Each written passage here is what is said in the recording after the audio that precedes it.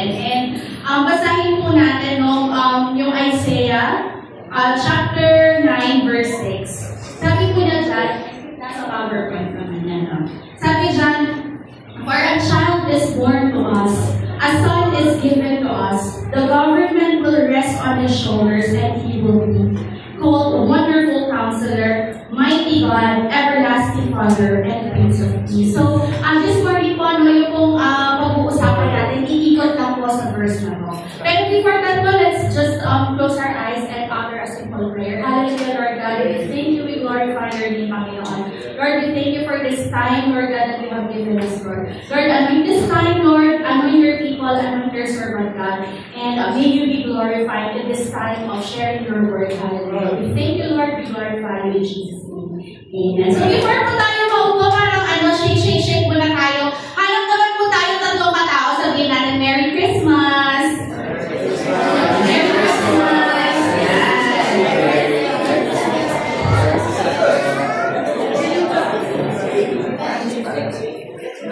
Kung kilala niyo po yung asawa ko, no? Alam niyo po na siya po ay palabiro at mahilig magpatawa po. Sige po, pwede na po tayo umupo. Mahilig mag-joke, kaya lang hindi ko po nakuha yun. Hindi ko masyadong magaling mag-joke. So kung nag-joke ako, tas for me, tawa na lang kayo. Para hindi naman po ako malupit. Yan. So, yung po pinasa natin kanina, no? Lagi po natin narinig yung verse na to, tuwing Pasko, tama ba? Sige lang po dito yung nakaraming Pasko na sa TLR ko to. Lagi, di ba? Pag magpapasko na yung preaching natin, dito siya umiikat, no? For unto us a child is born, unto us a son is given. Amen? No? So for this morning po, no, allow me to share with you the message from the Lord that is entitled Nativity. Greatest declaration of God's faithfulness. Ano po ba yung nativity? Kaya po sabi ko kanina madalas, no, narinig natin yung word na to kapag sa simbang gabi, di ba? Pag nagsisimbang gabi tayo. Or the whole month of December, hindi pwede hindi maging word ito. Amen po ba? No? So, ang nativity po, commonly known siya as Christmas. Yan. Ito po yung na parang pinaka-favorite season natin sa bansang Pilipinas. No? Kasi September pa lang, manililig na natin si Jose Marichan. O di kaya naman si Mariah Carey. Diba? So, it's one of the most celebrated occasion sa Philippines. Pero, as Christians po, no, nagkakaroon ng debate. Do we Christians really need to celebrate Christmas? Kasi for some po, ang Christmas daw ay isang pagan celebration. Kasi wala naman daw pong Christmas sa Bible. And true enough po, no, nabasa ko yung Bible, wala po akong nakitang Christmas, wala akong nakitang exchange gift, wala akong nakitang parol, no, wala akong nakitang festivity. Pero, bakit kaya tayo as Christian church, why do we celebrate it? Is it because we're pagan? Of course not. That's far from true. No? Ang birth po ni Jesus Christ, wala po siyang exactly. It's not December 25.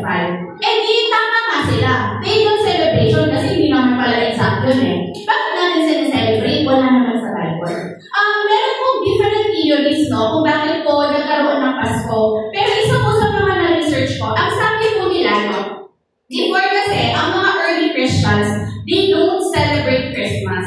What they celebrate is Easter. Alam mo natin yung Easter, Resurrection Sunday. Yung pinakasok mo si Jesus Christ, namatay siya after 3 days, nabuhay siya muli. Amen? Yun yung sineselebrate po ng mga early Christians. Doon yung focus nila. Wala pa pong Christmas that time. However, centuries later, no, Christians started to celebrate Christmas. Bakit? No? Bakit nila celebrate yung Christmas? Kasi po, before, sabi nga, meron talagang pagan celebration around December. So, yung mga pagano dati, actually, around December, ang tawag ng mga pagans ng Sol Invictus. Parang sineselebrate nila yung pagan god nila na tinatawag nilang unconquered sun. So, during December, may celebration yung mga pagano. At yung mga Kristiyano, dahil Christians na sila, they don't participate. Hindi sila nakikisaya doon sa celebration ng mga pagano. So, ang ginawa nila, no, ang ginawa ng mga Christians,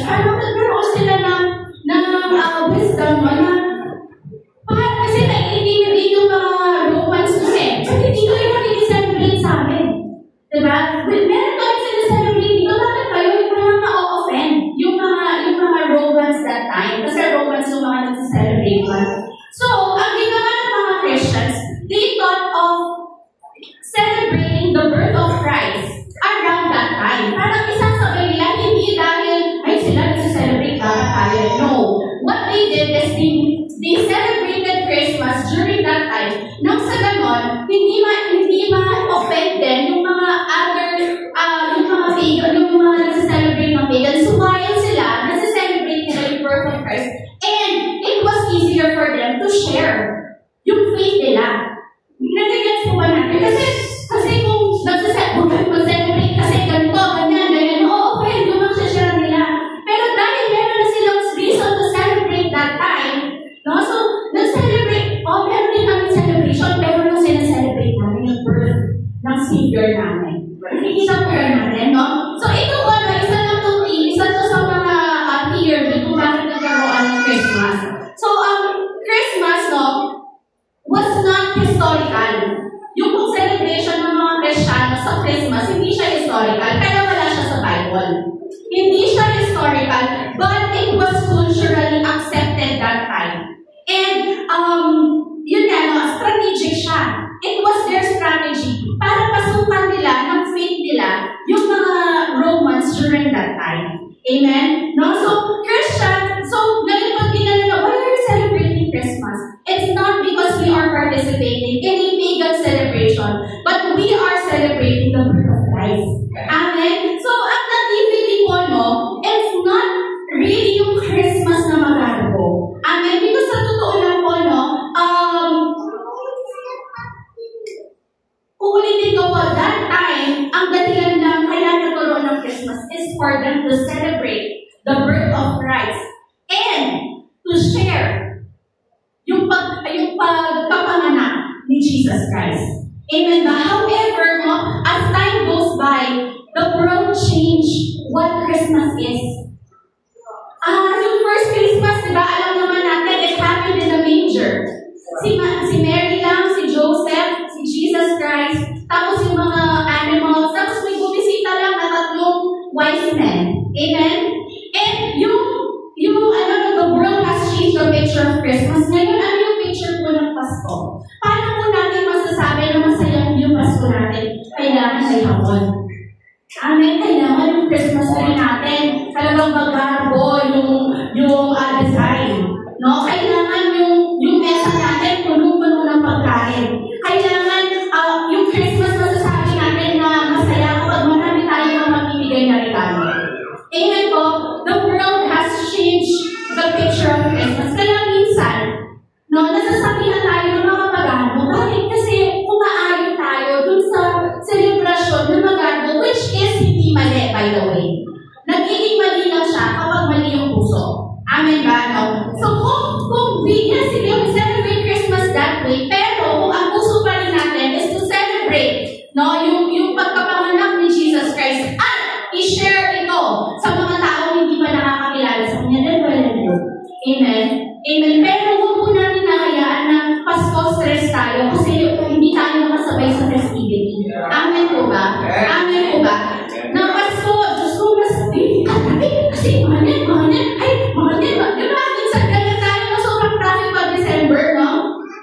Huwag po natin hayaan na yung stress na dinulot ng mundo para bigyan tayo ng magandang Pasko ang mag-overtake sa totoong sineselebrate natin, which is the birth of Jesus Christ. Amen? The early Christians, paano nyo ba paano po sila nagsiselebrate? Yung mga early Christians, yung celebration nila was spiritual. It was not commercial. Hindi siya yung bili, decorate, papagandahin, papaganda. It was spiritual. How did they celebrate it? How did they celebrate it? Scripture reading. Kapag po Pasko, bukod po sa magkakain tayo ng Noche Buena, inuugali ko ba natin magbasa muna ng Bible sa kanin? Ganun po yung ginagawa ng early Christians. They are praying. O kahit man lang magtingin sa pagkain, hindi na po natin nagagawa dahil excited tayo sa hapon-sarap. Kami po, by the grace of the Lord, binigyan po kami ng wisdom ng Panginoon na every single year in, year out, kami po sa family, we see to it that we really spend time in prayer. Di ba yung iba dapat alas 12 magyayakapan na,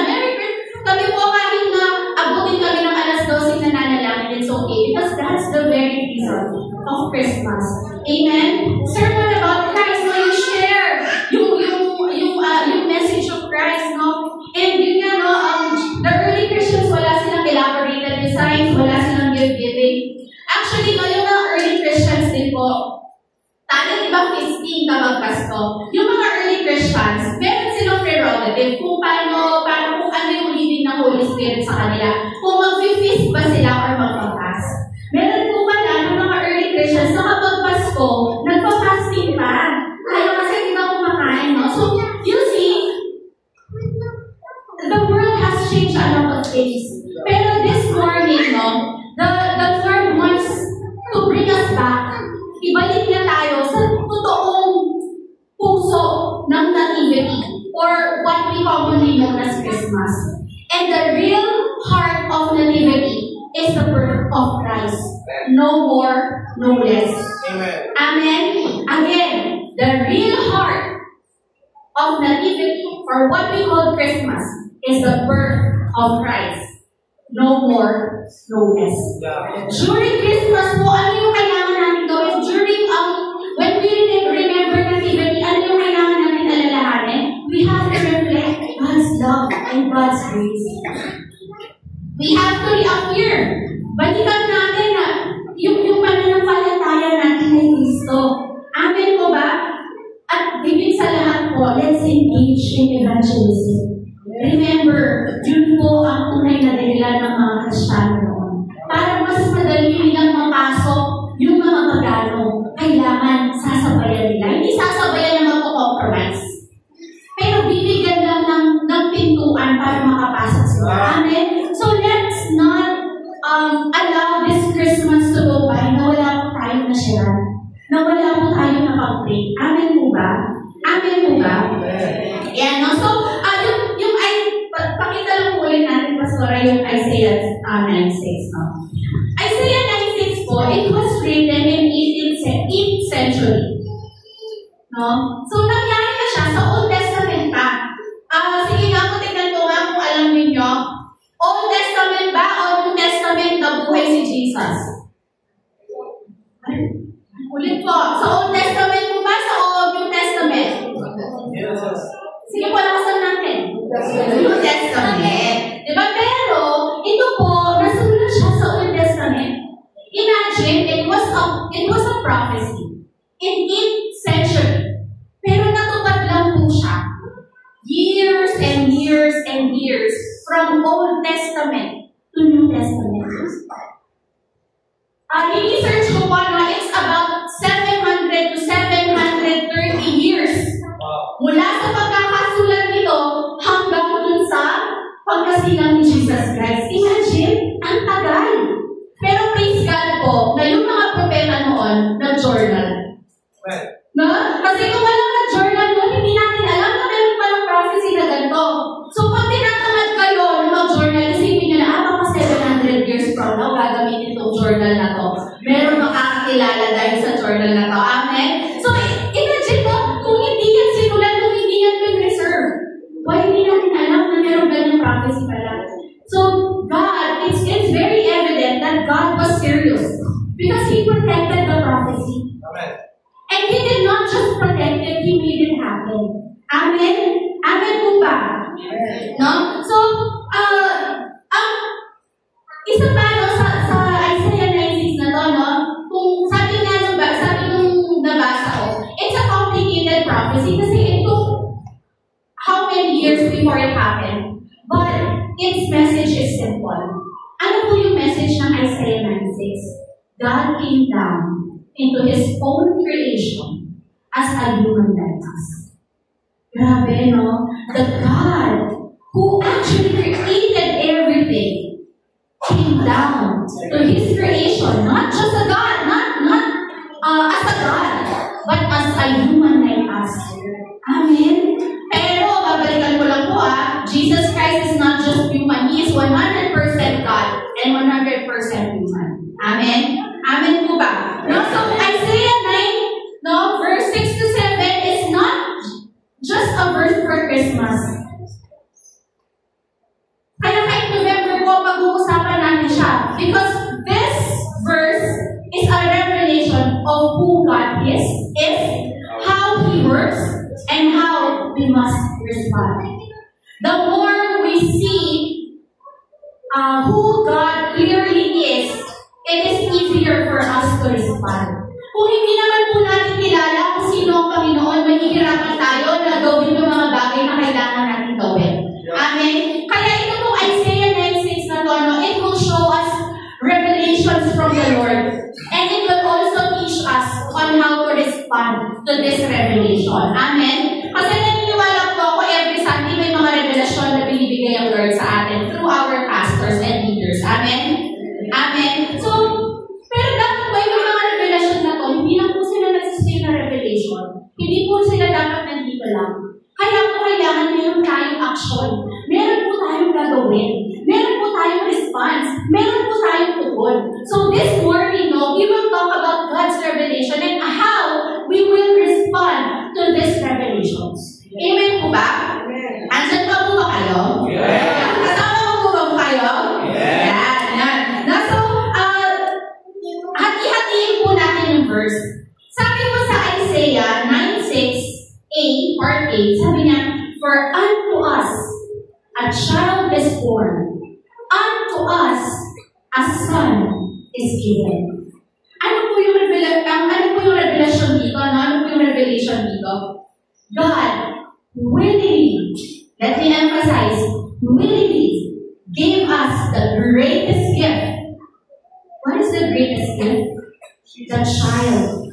His Son, Jesus Christ. Amen? Amen? God willingly gave.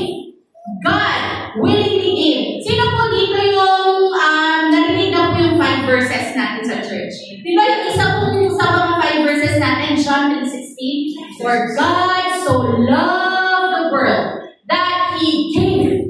Ito rin po doon. No, it's a proof. Totoo nga yung prophecy. For God so loved the world that He gave. So this verse po, no, reveals to us a generous and loving God. Out of so much love, He was willing to give His Son, Jesus Christ. Amen? Sabi ko nga po yung mga disciples ko, mahal na mahal ko. Kapag po talaga, pag nag-pray ako, iniiyak ko po talaga sila sa Panginoon. Pero inisip ko, hindi ko kaya bigay si Andres para sa kanila. Kahit sobrang mahal ko sila. Kahit na iniiyak ko sila, kulang na lang, no, kapag may problema yung isa, dinadala ko rin, hanggang pag-uwi, hanggang ano, pero hindi ko po kaya ibigay si Andres at si Zia sa kanila. May limitasyon po yung pagmamahal ko. Pero yung pagmamahal ng Panginoon, may limitasyon. Amen? Sa sobrang pagmamahal, siguro magiging ka maging sobrang love ni Lord, bigyan niya pa rin yung anak na. Amen? Amen? So Isaiah begins with a declaration of God's generosity and love. So our first revelation from this verse is that God is a generous and loving God. Hindi lang po basta anghel yung pinadala niya. And let me debunk this. Hindi po totoo na propeta lang si Jesus. No. Hindi lang propeta yung pinadala niya. Pinadala niya ang anak niya, ang bugtong na anak, which is Jesus Christ. What greater love than this? Sino po dito yung willing? I-sacrifice yung anak nila para sa mga mahal nila. No one. Only God. Amen. Only God. Amen? Hindi lang niya tayo mahal, pero minahal niya tayo ng labis, ng sagad-sagad, at walang kondisyon. But alam natin, Jesus is the proof. Every time we doubt God, mahal mo ba talaga ako, Lord? Remember Jesus. Amen? Lord, naluluhan mo ko ba talaga? Do you really care for me? Remember Jesus. Because Jesus is the proof of His love for you and me. Amen? Amen, no? So, itong gift po na ito ay unearned. Hindi po natin ito ano ba yung unearned? Hindi natin ito ma-earn, ano ba yung tamang, help me. Ano ba yung tagal ma-earn? Kikitain. Hindi natin siya,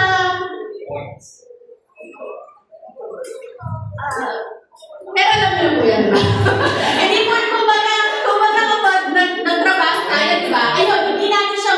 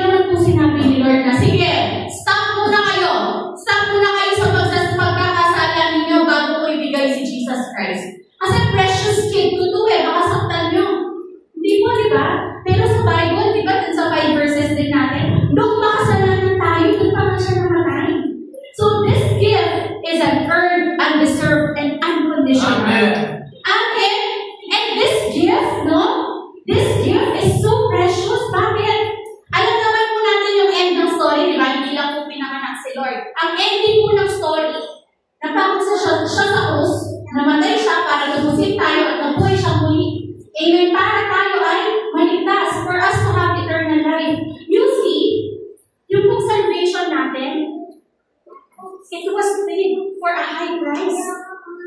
God paid a high price for our salvation. And it cost Him Jesus. Ang mahal! It cost Him the blood of Christ, the life of His only begotten Son.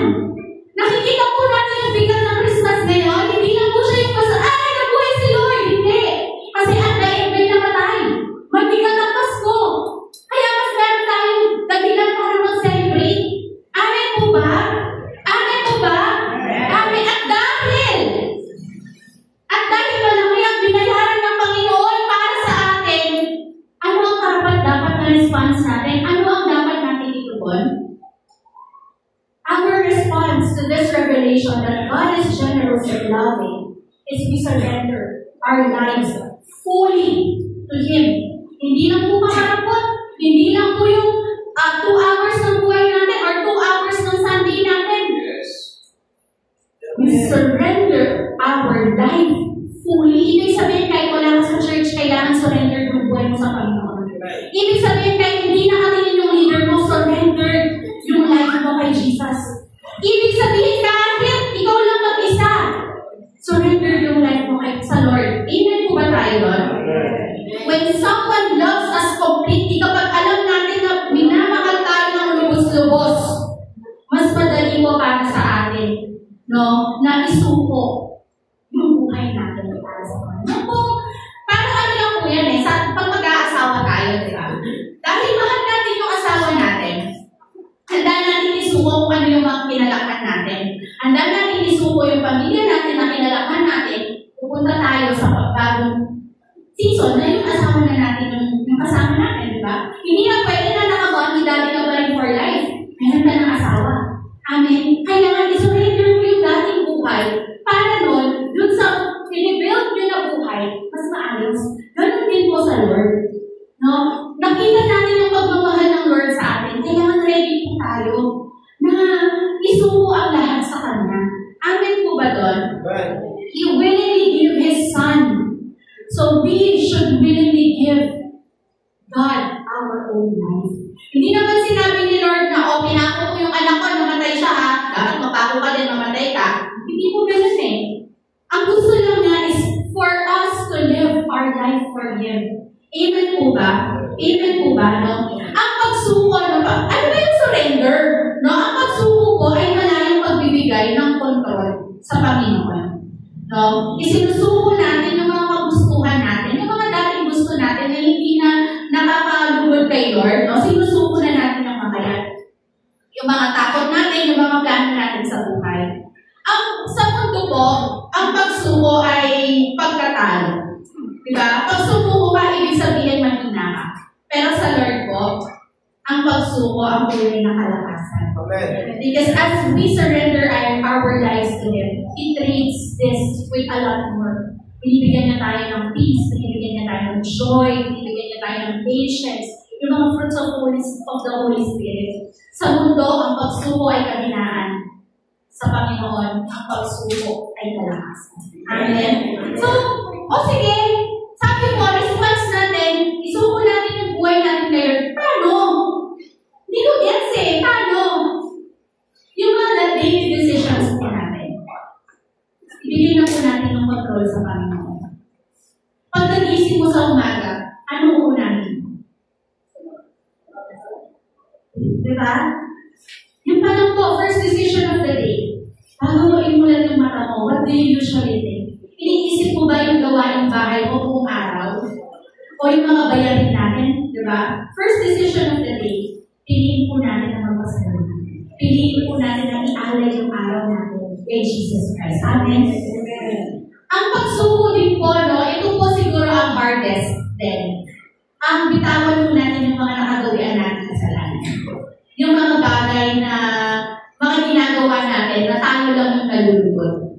Amen? Bitawan po natin yung mga bagay na umahad lang sa relasyon natin sa Panginoon. No? si Lord wala siyang pinagkait sa atin, siguro nararapat lamang din po no, na wala tayong ipagkait sa Kanya. Nararapat lamang naman po siguro no, na ibigay din po natin lahat kay Lord. Amen po ba tayo? Amen. So the nativity, no, o yung Christmas, reminds us to surrender our life, no, to our generous and loving God. Amen po ba? Okay. Sa second part po, no, sabi niya dyan, sa Isaiah 9:6 part B, and the government shall be upon his shoulder. The government will be upon his shoulder. Ano bang ibig sabihin nito? Ang government po ba ang ginagawa nila? Sila ang tagapamahala. Diba? Sila yung gumagawa ng mga laws. Diba? Pinamamahalaan nila, for example, yung Pilipinas. Amen. So, ano po yung revelation nito? No, sa atin, bilang mga Kristiyano, ano po ba yung pinapakita nito tungkol sa Diyos na sinasamba natin bilang mga Kristiyano? No, our revelation in this passage, no, is God is a sovereign God. Amen. God is a sovereign God. Ay, hindi ko po naintindihan ano po yung sovereign. Actually, research ko din para sa mas madali natin siyang maintindihan. Ano ba yung sovereign? Ang sovereign daw po ay, pag sinabi natin God is a sovereign God, siya ang hari ng lahat. Ulitin ko ha, siya ang hari ng lahat, sa lahat, at sa lahat ng panahon. Okay, so hindi lang siya sovereign sa akin, hindi lang siya hari sa akin, hari rin po siya sa inyo. Hindi lang po siya hari dito sa church natin, pero kahit po dun sa mga nasa labas. Kahit po dun sa mga hindi naniniwala sa kanya, hari na siya. Amen. Amen, amen.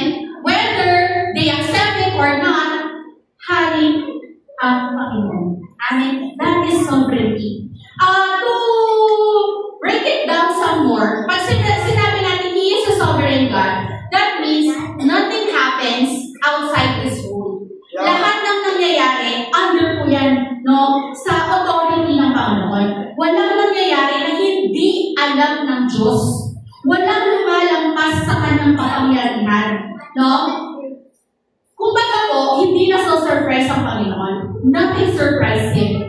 Hindi siya magugulat, ay, baka hindi pala na ako, ay, ganito pala itong bata ko, ay, ganito pala, hindi. Hindi siya nagugulat, ay, bakit bigla na lang may bagyo? Tayo nagugulat tayo, ay, nag-earthquake. Siya, hindi po. Hindi nagugulat ang Panginoon. Kita niya lahat. He knows, no? He sees, He knows, and He acts. Nakikita niya, alam niya, at gagalawan niya, hahakbangan niya. Amen po ba? No, governance is under His authority. When God, naalala niyo po ba yung kwento ni Adam and Eve? Diba nung na-create na yung buong mundo, yung creation niya, diba? Kin-create naman niya si Adam at saka si Eve. Tapos sinabi niya, diba, o ito na mga kasiwa niyan. Ibig po bang sabihin na si Adam na ang hari sa buong creation? No. Remember po, nung bago nag-iwan si Adam, nag-iwan siya ng commandment. So, the authority that, the governance that was given to Adam is still under the authority of God. So, kahit sino po malulong, kahit sino pa ang maging leader, lahat po yan under pa rin sa authority ni Jesus Christ. Amen? Amen po ba? Amen. Our authority is always under His sovereignty. Di ba narinig niyo po ba yung mga pastor, lagi nilang sinasabi, or yung mga leaders natin, meron kang authority, gamitin mo yung authority mo. Yes. That is our magamana natin yun kay Jesus Christ. Meron tayong authority, but our authority still comes from God. Amen. Hindi po tayo kay, ay, sabi mo leader ko, ito yung plan ko, Lord. Don't touch my plan. No. Our authority, our governance, leadership is still under His sovereignty. Amen po ba? Amen? Yan. No? So, sabi siya, diba, a child to be born is to become the ruler of the everlasting kingdom. He is the ruler. He is the king. At dahil po, siya ang hari. Kung siya talaga ang hari, siya po ba yung hari ng mga buhay natin? Amen? Amen. Parang kami lang yata ni Joseph. Siya po ba ang hari ng mga buhay natin? Amen.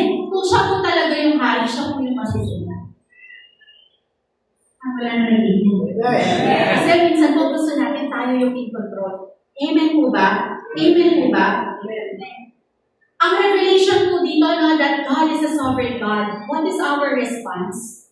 We submit to His Lordship. Yes, Lord. Kanina po, nakikinig po ako sa testimony ni Ma'am. Minsan din po naging pangarap ko po yung mag-abroad. Actually po, no, nung una po, din po ako nurse. Yan, parehas kami ni Ma'am. Ako po, pinilit lang ako ng family ko na mag-nurse. So sabi nila, mag-nurse na kasi yung time namin, sobrang in demand. Sige, mag-nurse na para makapag-abroad. Kaso, na-cultivate po sa heart ko yung mag-nurse ako kasi pag-graduate ko, mag-abroad ako. Kasi nahirapan kami sa buhay. Yun na lang susi para magkabahay kami, ganito, ganyan, no? So, habang ko nag-aaral ako for 4 years, yun yung nasa isip ko. Kailangan ko mag-graduate, kailangan ko mapasa yung board exam para mag-abroad ako. Kasi nasa US naman po yung mga tita ko. But then, nung 4th year po ako, nakakilala po ako sa Panginoon. Bigla po, nag-iba yung plano. Gusto ko magpag-abroad kasi kitang-kita ko yung sitwasyon ng pamilya ko that time. No? Pero that time po, binago ni Lord. Parang tinanggal ni Lord sa akin yung pag-abroad. Hanggang hindi po ako nag-abroad. May mga sabi po ni Ma'am kanina, minsan, no, the enemy will use your family. Diba? Ganun po yung nangyari sa akin nun. I'm not putting my parents in a bad light, ha? Kasi syempre, nung time na yun, hindi yung nakikita nila mag-abroad ako. May time po na siguro yung pinanagis ng nanay ko. Kasi nga po, dahil into church na ako, talagang nag-serve ako. 1 month pa lang po ako, no, by the grace of God, pinag-lead na ako ng Lord, ng mga disciples. So I was very committed to the church at hindi ko maisip na aalis ako. Tapos sabi ni mama ko, after few months siguro, or years na, hindi ko na maalala exactly. Nakaupo kami sa sala, tapos sabi niya sa akin, sabi niya, Vian kasi tawag niya sa akin, Vian, pinatang ka mag-Kristiyano, hindi ako nakapangarap. Parang naano po ako, parang napaka-committed ko, nag-iit on fire ako kasi bagong Kristiyano po ako nun all out ako. Tapos bigla ako sinabihan ng, may ako matapangarap. Ano yung plano mo? No? And dito po marirelate ko yung Lordship because that time, every one of us wants it. Gustong-gusto namin, but the plan of the Lord is different. Amen? Amen? So we have to submit to His Lordship. Ano po ba yung ibig sabihin ng Lordship? Lordship means ownership, pagmamayari. No? Ngayon, kung tinanggap ko po si Jesus Christ as my personal Lord and Savior, last October 31, 2009, naging sa Kanya lang po ako. And yung mga plano ko, sa Kanya na. Amen? Hindi po ako magpapaka-ipokrita. May mga times pa din po na tinatanong ko si Lord, ito, kasi syempre, no, may times na nagkukulang or nahihirapan ng konti, hindi pa rin nagkukulang, medyo nasa-struggle financially. Minsan mapapatanong ako kay Lord, ito ba talaga yung plano mo sa akin? Tapos makikita ko yung mga kabatch ko na nursing. Lahat ng mga kaibigan ko po kasi nasa ibang-ibang bansa na. Kung baga po kayo pumuntahan ako, nasa ako. Pag may umuwi galing Pilipinas, imimit lang nila ako, tapos alis na sila. May umuwi na namang ibang galing sa ibang bansa, imimit nila. So parang na-feel ko, ay parang parang napag-iwanan ako, Lord. No, there was a time na talagang, Lord, ganito ba yung plan mo sa akin? I thought your plan for me was to give me a hope and a future. Pero ba't ganito, Lord? Hindi na yung buhay ng mga kaibigan ko na hindi naman nasa-serve sa'yo. Ang ganda, travel dito, travel doon. Pero kung ako, Lord, ganito. But then I remember that my life is no longer mine. That my life is already His. And there was a time po na, there was a time na nung nasa-struggle talaga ako, nung umiyak ako kay Lord, na Lord, parang gusto ko din ng ganung buhay. Parang gusto ko din ng dream na ganon. But then the Lord showed me na by the grace of God po, nung ako nagsimula ako mag-serve, the Lord entrusted the ministry to me na ano lang po kasi mga 10 kami ng mga disciples, so we go to different communities, maliliit na communities, sa mga mahirap na communities. Pupunta po kami doon, magbibigay kami ng mga gift packages. Pag po May, magbibigay kami ng school supplies. Kapag December, magbibigay kami ng mga Noche Buena, pero mahirap po kami nun. Wala kaming pera. Pero the Lord is using me there. At yun po yung pinakita ng Panginoon sa akin. This is the dream. Your dream was for yourself, but this is my dream. Nagamitin ka ng Panginoon na hindi lang yung buhay ko yung na-establish, pero the Lord is using me and the people around me to share God's word. Ngayon ba, naisip ko pa din yun? Oo, naisip ko pa din po.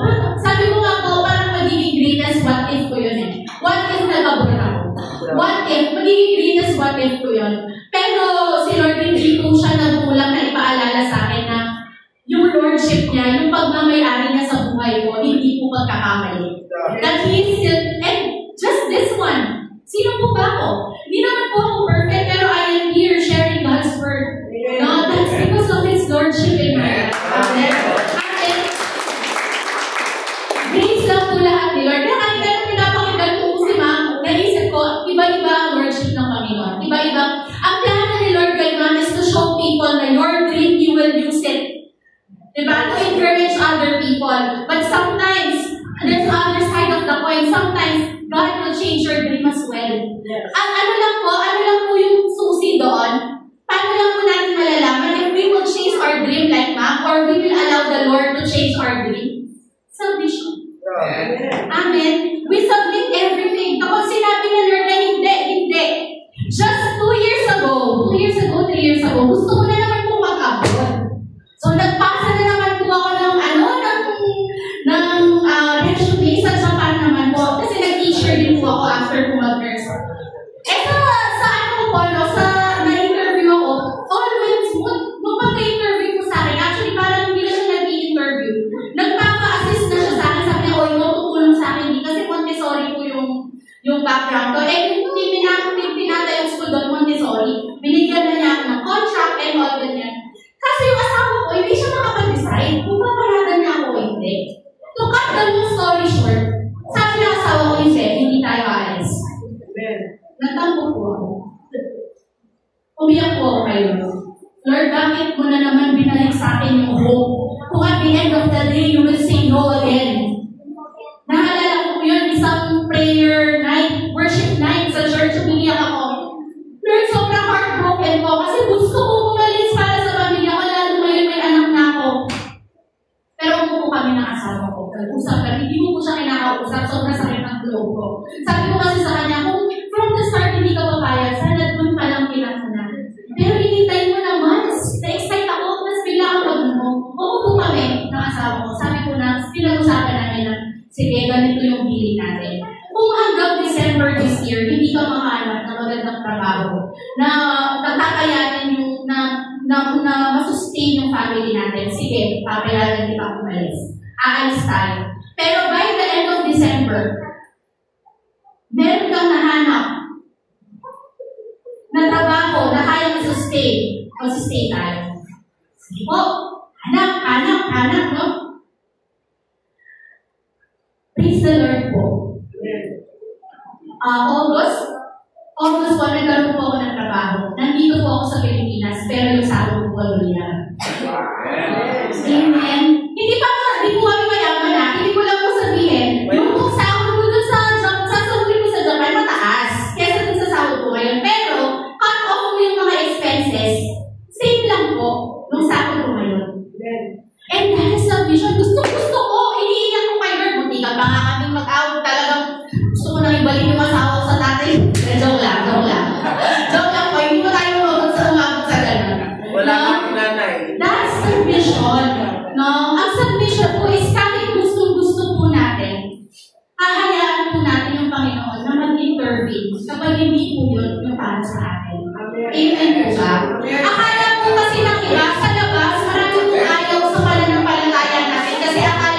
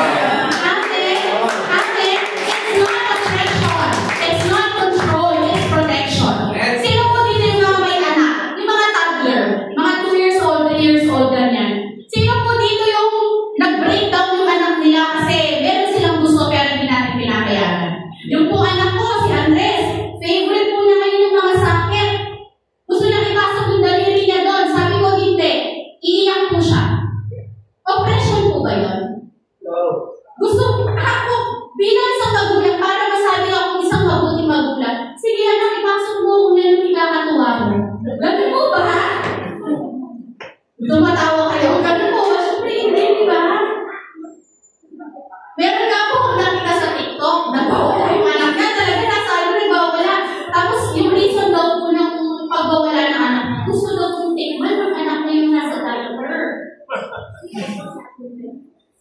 Di ba? Parang nakakatawa yung mga bata, pero kung iisipin natin, hindi po ba ganun din tayo kay Lord? Parang ako na Lord, bakit? Nalulong kasi pa ako kay Lord, ngayon pala may mas maganda siyang plan. Amen? That is submission po. Amen po ba? Amen po ba? Sorry parang nakahaba, kaya bibisan ko na. Ayan, no? So, paano po tayo magpapasakot? Paano po tayo, ang submission po ang Tagalog nito ay magpapasakot. Ito ay magsunod sa otoridad ng Panginoon sa buhay natin. Amen? So, paano po tayo magpapasakot? Unahin po natin ang kalooban ng Lord. I cannot imagine my life living abroad, pero wala akong nagagawa para sa Panginoon. Hindi ko po sinasabi na hindi ako mag-abroad ever ha. Pero right at this time, wala pa po kami posting na ever. Kasi baka in the future, mag-iiba yung plan ni Lord. Yes. Diba? Pwede naman na mag-abroad kami, tapos doon pala kami gagamitin ng Lord. But that's part of submission. No? Kung kailan Lord, sige. Pero habang wala, okay, papagamit ka na sa'yo. Amen po ba? Amen. Uunahin natin yung gusto niya kaysa gusto natin. Amen. Hahayaan natin ang salita ng Diyos yung maging batayan ng mga desisyon natin sa buhay, hindi yung damdamin natin. Amen. Yung susunod tayo kahit hindi komportable, yung susunod tayo kahit masakit, yung susunod tayo kahit feeling natin mas maganda yung plano na gusto natin kaysa sa plano ng Lord. Amen? Amen? Ayan. So, ang pagpapasakop ay hindi po pagkawala ng kontrol sa mga buhay natin. Actually po, ang pagpapasakop sa Panginoon ay simula ng kapayapaan. Because we will no longer struggle if it's good for us or not. Kasi kapag si Lord ang nagsabi, panigurado, mabuhay. Amen? Amen! Hallelujah! Sige po, si Lord, sige. Ayan. Number 3 po, sabi niya, and His name shall be called Wonderful Counselor, Mighty God, Everlasting Father, Prince of Peace. No? And that's Jesus Christ. Wonderful Counselor, He gives us the wisdom. Mighty God, nagbibigay siya ng lakas tuwing tayo ay nanghihina. Everlasting Father, He secures us. Kapag feeling natin mag-isa tayo, alam natin kasama natin siya. Amen? Amen. Prince of Peace, siya ang nagbibigay ng kapayapaan. No? Sa gitna ng kaguluhan. At lahat po ng ito, no? Lahat ng kailangan natin, makikita natin, no? Nasa kanya. He got it all for us. Kumbaga, di ba yung SM? He got it all for me. Si Jesus yun. No, hindi yung SM. Si Jesus yung lahat ng meron, lahat ng kailangan natin nasa Kanya. Amen po? Amen, no? Hindi po siya, He is not enough. He is not just enough. He is more than enough. Hindi siya sapat lang. Sakto-sakto lang. Sapat siya. Wala na tayong kakailangan. Amen? Amen? At dahil alam natin, no? So ano po yung revelation ng verse na to, no? God is an all-sufficient God. Everything that we need, we find in Him. Amen? Kapag naranasan natin, no, yung kapangyarihan ng Panginoon, hindi natin kayang itago.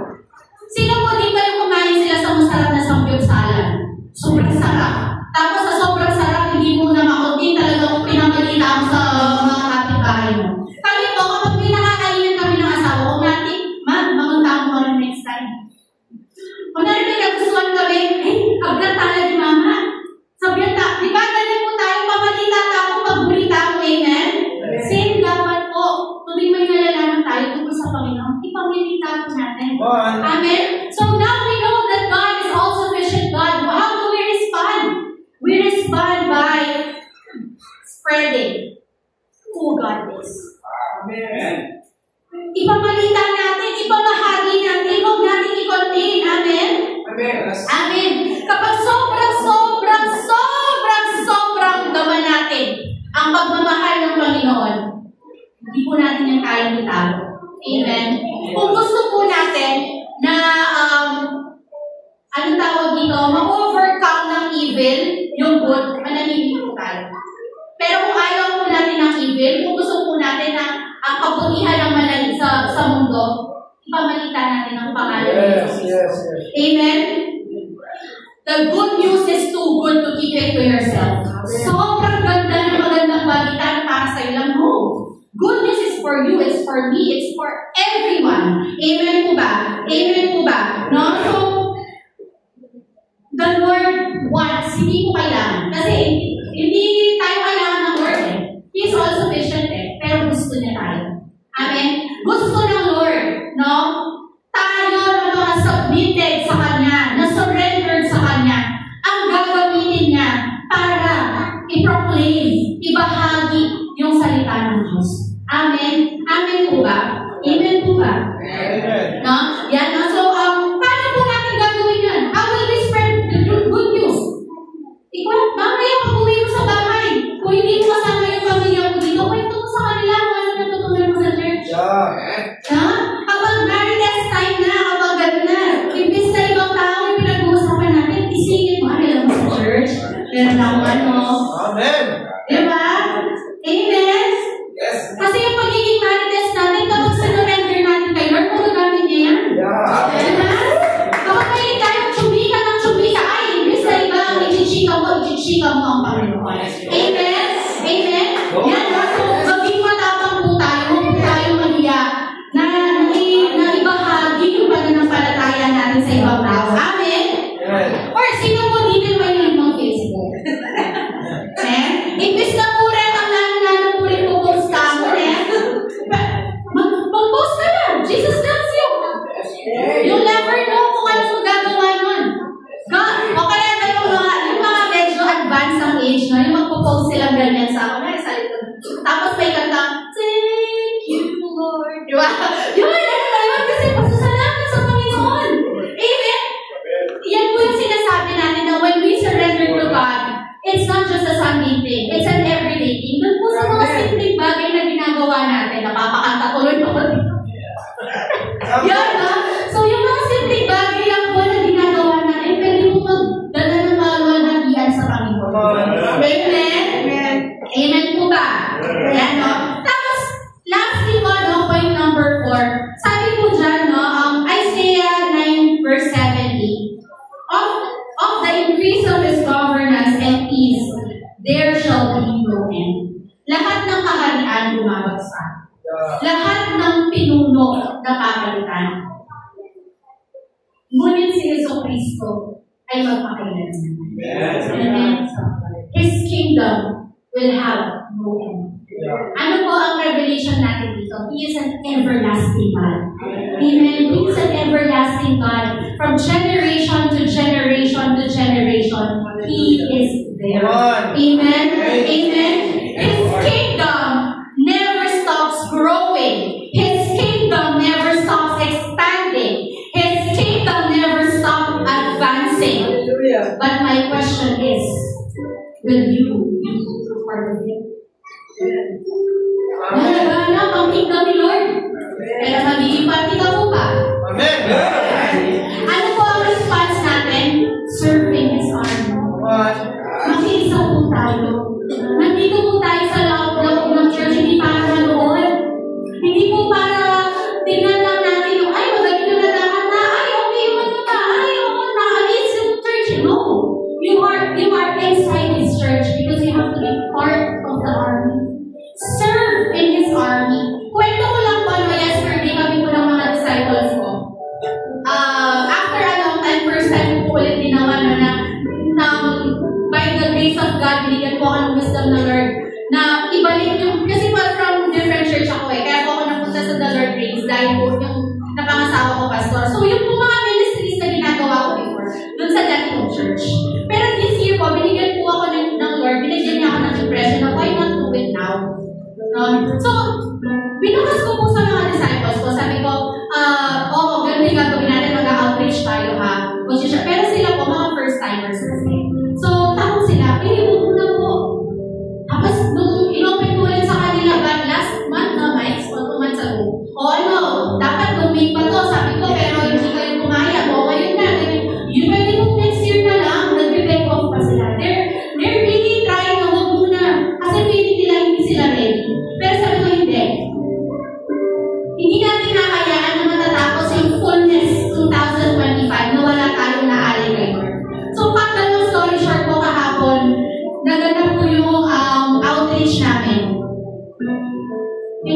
mga disciples ko na medyo mahiyain. Yung mga disciples ko po na halos hindi po kumakusap ng ibang tao.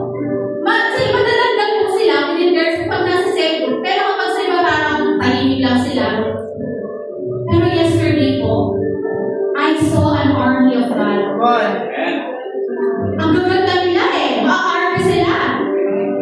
Pero kahapon, they were used by God. Kabado sila, bago umpisa ng outreach, hindi na nagsalita, nandun sa sulok, nagme-memorize, paano kami mag-share.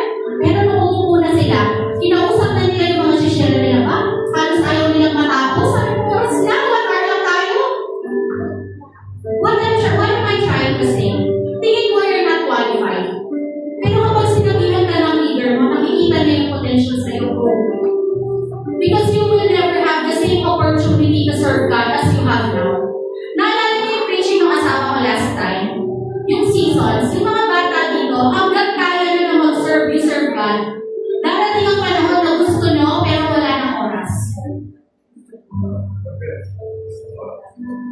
Yung sabi ng asawa ko siya, alam niya sa sarili, kahit po ako, I have no regrets giving my singlehood kay Lord. Na halos araw-araw meron akong sinisero pa. Ngayon hindi ko na po kaya yun. Kahit gusto ko po iwanan naman isa-isa, yung mga disciples ko, hindi ko na po kaya kasi may 2 anak na ako. Pero hanggang kaya mo gawin mo. Pero hindi rin po ito dahilan ang pagkakaroon ko ng 2 anak. Sasabi ko, Lord, tapos na po yung pagsuserve ko. Retired army na po ako. Sa mundo, na-pwede ka mag-retire as army ng Panginoon, pero ng world, pero kay Lord walang retirement. Even, Lord, kami kumano, 1 hour na lang talaga yung extra time ko. Pwede mo pa rin yung magamit. Don't underestimate the time that you have in your hands. Give it to the Lord. Amen? Amen po ba? At tatandaan po natin, no? Sa mundo, yung army, pwede kapag nakipagbakbakan sila, pag nakipaglaban sila, there's a tendency for them to lose. Pwede silang matalo sa gera. Amen? But as long as you are in the army of God, you are always in the winning side. Amen? Kung gusto mong manalo sa buhay na to, doon ka sa army yun. Amen? Kung gusto mo na managumpay, hindi lang ikaw, hindi pati ang pamilya mo, doon ka sa army yun. Amen? Because whenever you are in God's side, you are always in the winning side. Amen? Amen?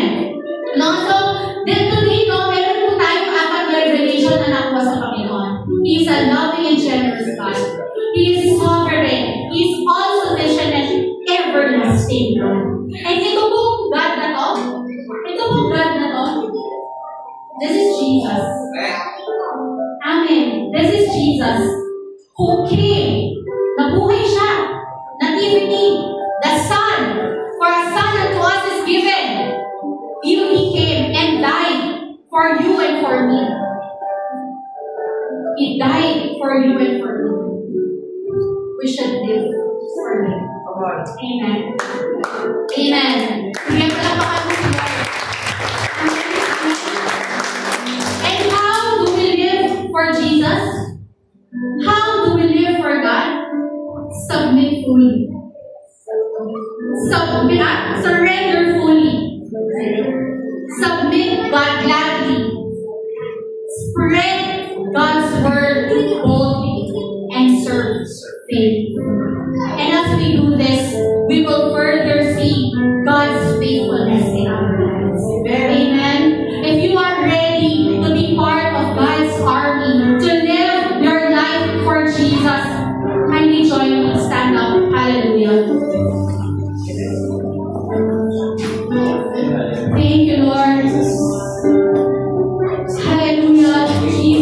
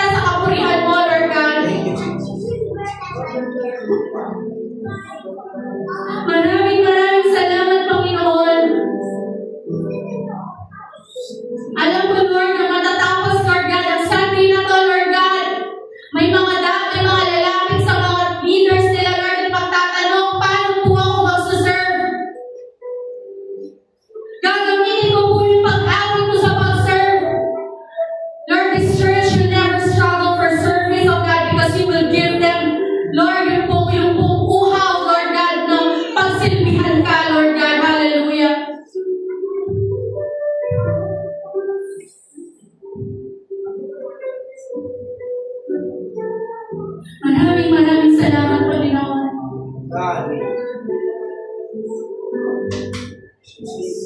Thank you, Lord, for your goodness. Thank you for your love. Thank you for your generosity. Thank you, Lord, na binabago mo yung mga plano namin, Lord, para makita namin, Lord, na yung mas malaking plano mo para sa amin, Panginoon. Salamat, Lord, na inaayunan mo yung mga plano namin, Lord God, na maghahatid sa amin dun sa talagang plano mo sa amin, Lord God. Maraming salamat, Panginoon. We will never stop praising you.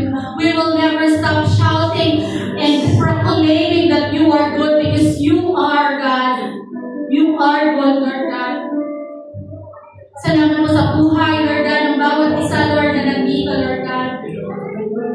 Pinupuli ka namin, Lord God. Dinadakila ka namin, Lord. At binibigay po namin, Lord God, yung pagsamba na nararapat para sa iyo, Lord God. Maraming salamat, Lord. Hallelujah to your name. Highest glory, adoration, thanksgiving unto you, God. We love you, God. We love you, Jesus Christ. We love you, Holy Spirit. In the mighty name of Jesus, we pray. And the army of God will say, Amen. Amen.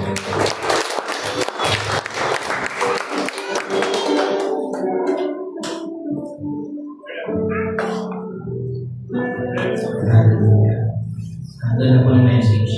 Are we blessed one? Amen. So yung reminder lang po yung tema natin ngayong month is declaring God's faithfulness. Faithful po si Lord. Amen. Sa portion ng buhay natin ngayon. Amen. Yung po napakabuti ni Lord at talagang message kasi kahit ako, personally, hindi ko na